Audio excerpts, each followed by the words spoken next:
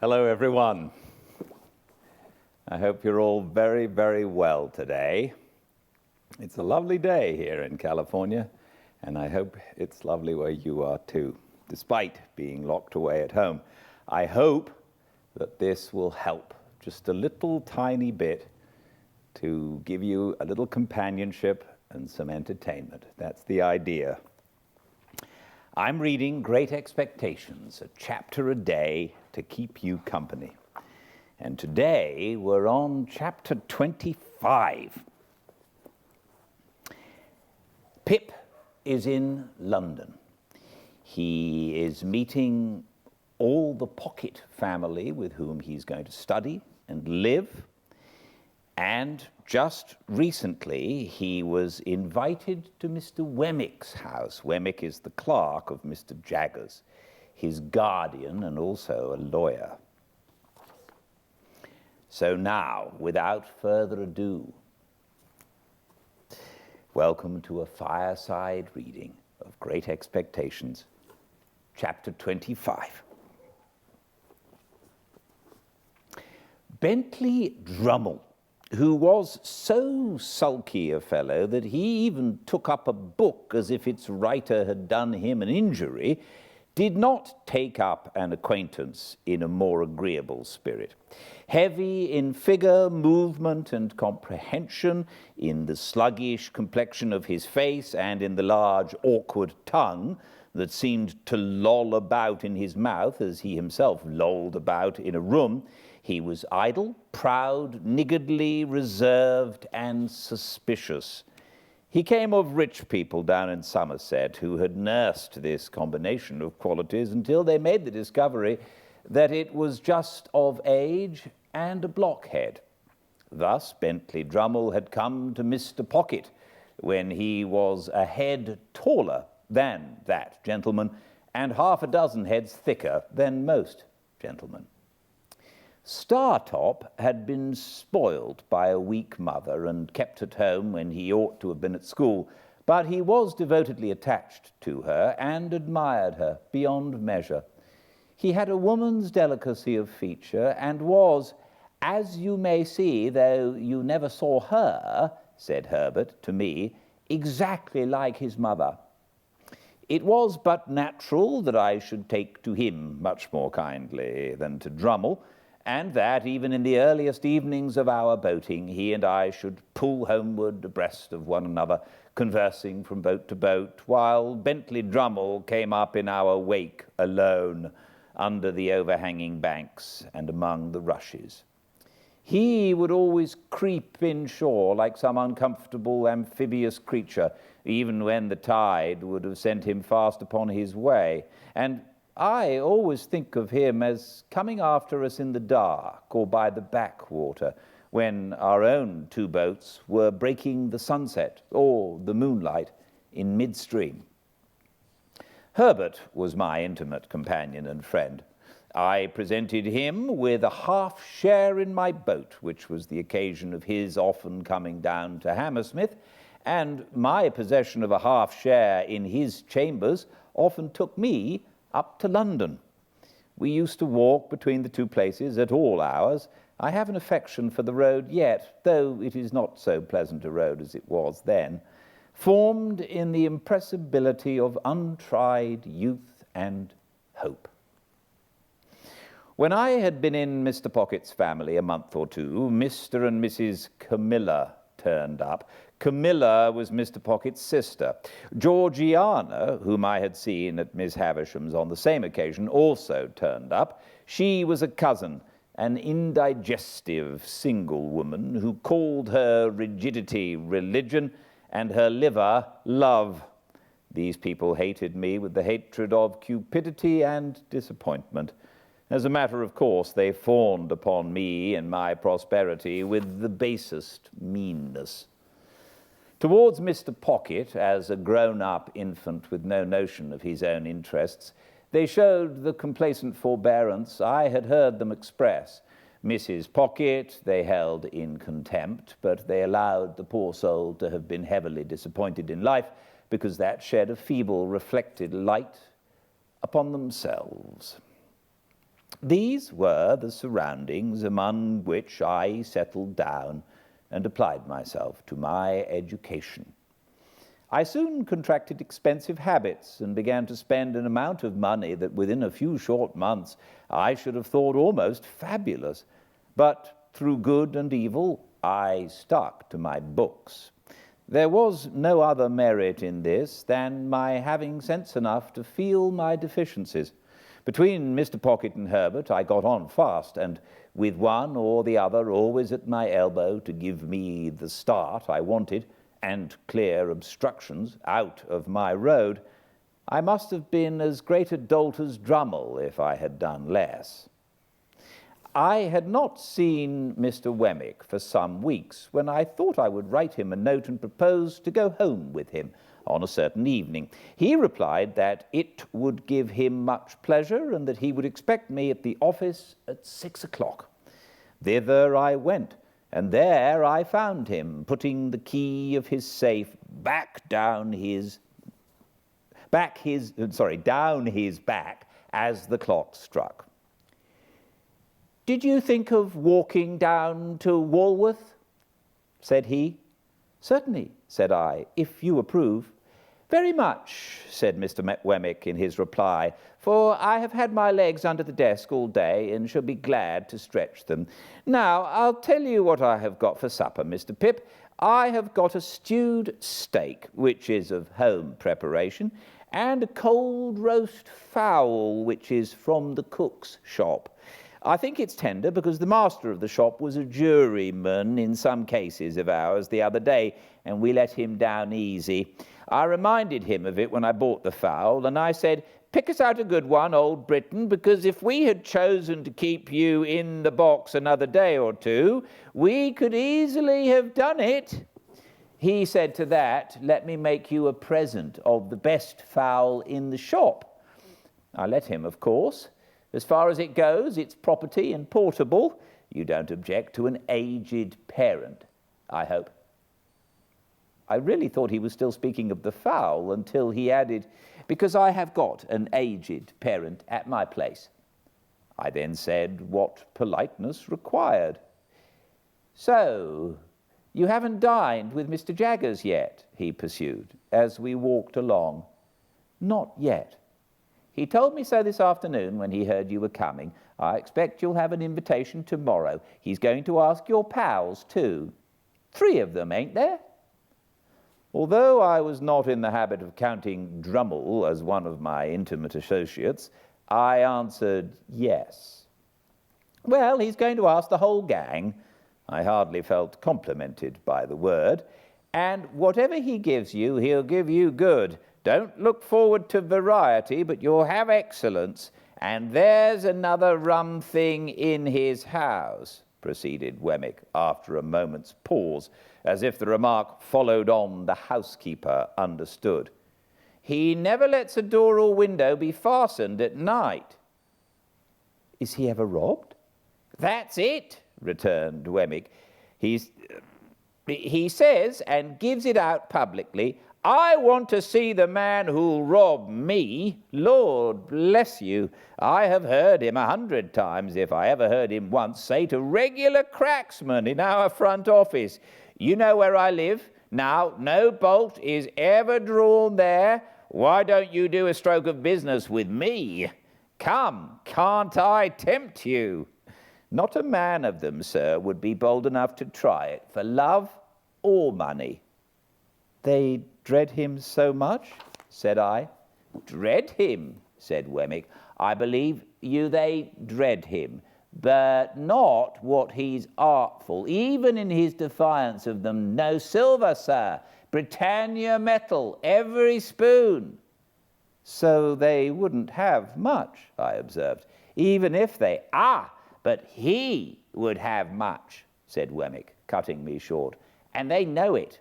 He'd have their lives, and the lives of scores of them. He'd have all he could get, and it's impossible to say what he couldn't get, if he gave his mind to it." I was falling into meditation on my guardian's greatness, when Wemmick remarked, "As to the absence of plate, That's only his natural depth, you know. A river's its natural depth, and he's his natural depth. Look at his watch chain. That's real enough. It's very massive, said I. Massive, repeated Wemmick. I think so. And his watch is a gold repeater and worth £100 if it's worth a penny. Mr. Pip, there are about 700 thieves in this town who know all about that watch. There's not a man, a woman, or a child among them who wouldn't identify the smallest link in that chain and drop it as if it was red hot if inveigled into touching it.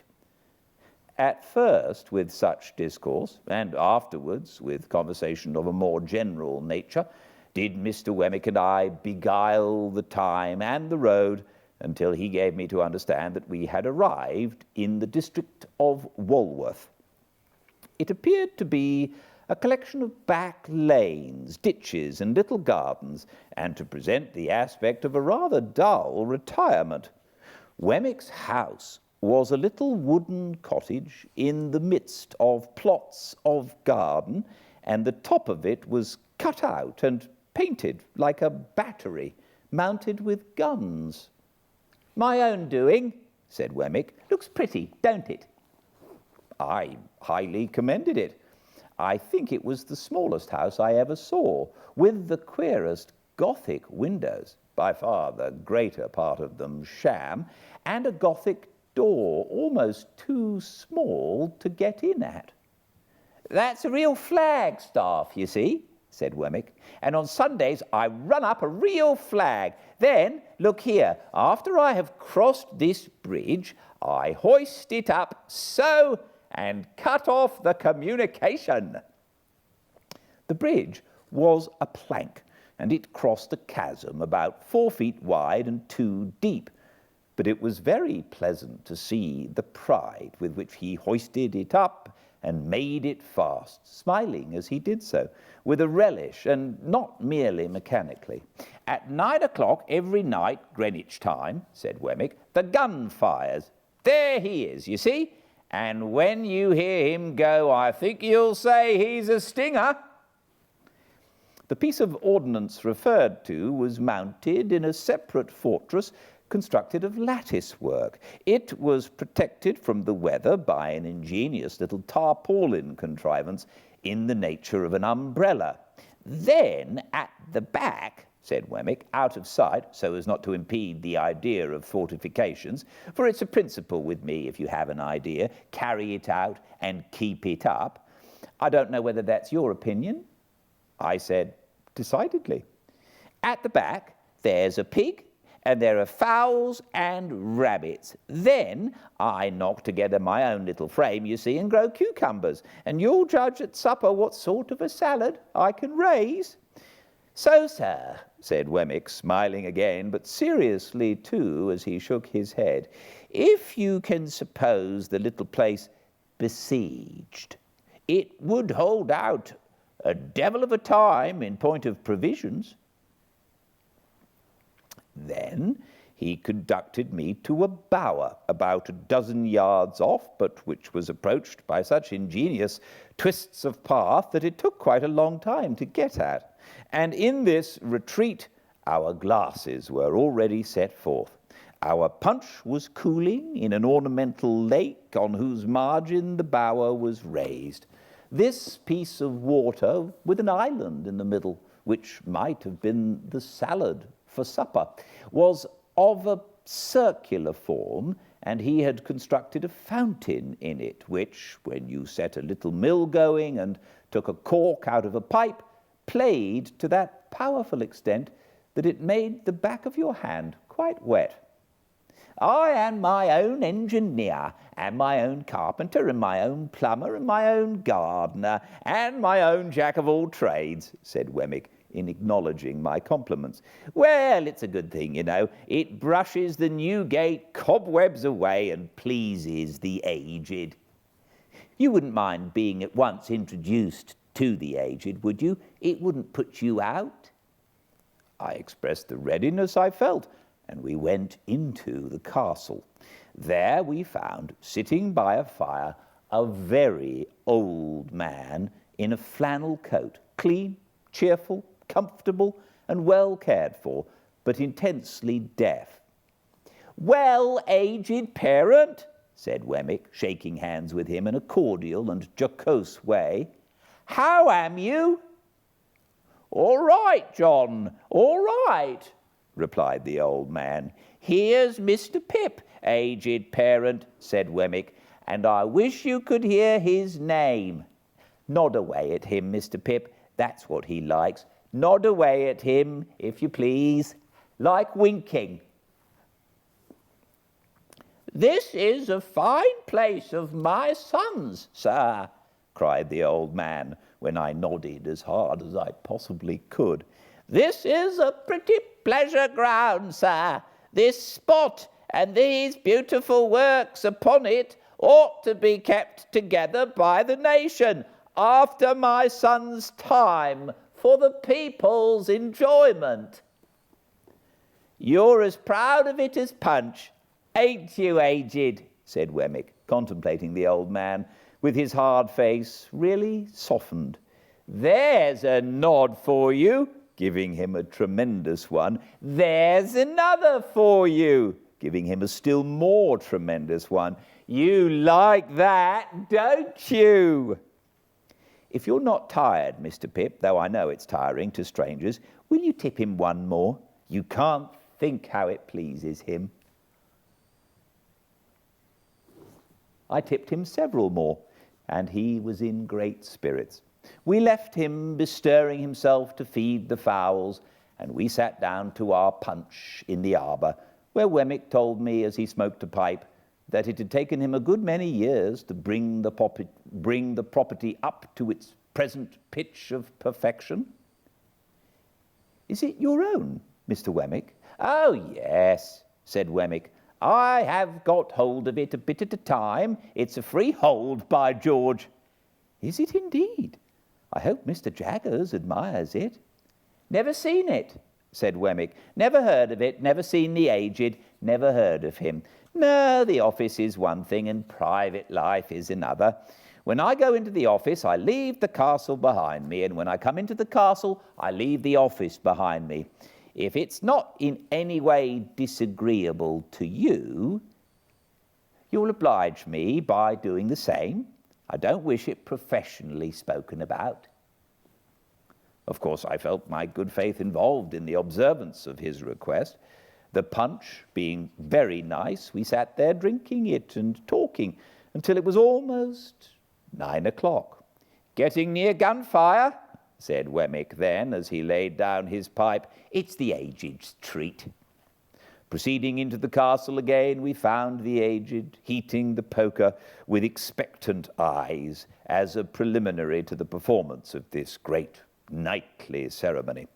Wemmick stood with his watch in his hand until the moment was come for him to take the red-hot poker from the aged and repair to the battery. He took it and went out, and presently the stinger went off with a bang that shook the crazy little box of a cottage as if it must fall to pieces, and made every glass and teacup in it ring. Upon this, the aged, who I believe would have been blown out of his armchair, but for holding on by the elbows, cried out exultingly, "He's fired! I heard him!" And I nodded at the old gentleman until it is no figure of speech to declare that I absolutely could not see him. The interval between that time and supper Wemmick devoted to showing me his collection of curiosities. They were mostly of a felonious character, comprising the pen with which a celebrated forgery had been committed, a distinguished razor or two, some locks of hair, and several manuscript confessions written under condemnation, upon which Mr. Wemmick set particular value as being, to use his own words, "every one of 'em lies, sir."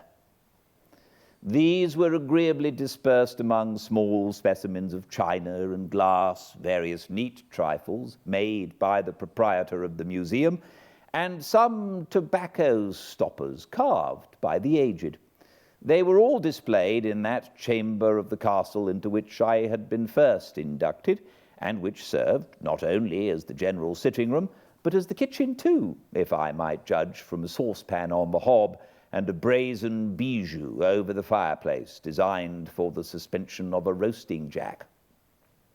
There was a neat little girl in attendance, who looked after the aged in the day. When she had laid the supper cloth, the bridge was lowered to give her means of egress, and she withdrew for the night. The supper was excellent, and though the castle was rather subject to dry rot, insomuch that it tasted like a bad nut, and though the pig might have been farther off, I was heartily pleased with my whole entertainment.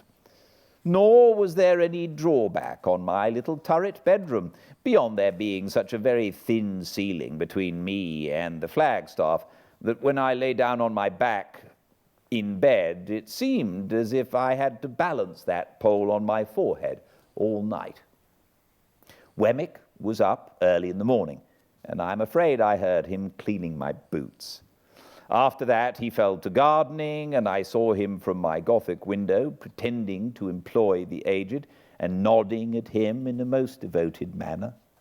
Our breakfast was as good as the supper, and at 8:30 precisely, we started for Little Britain. By degrees, Wemmick got drier and harder as we went along, and his mouth tightened into a post office again. At last, when we got to his place of business, and he pulled out his key from his coat collar, he looked as unconscious of his Walworth property as if the castle and the drawbridge and the arbour and the lake and the fountain and the aged had all been blown into space together by the last discharge of the stinger.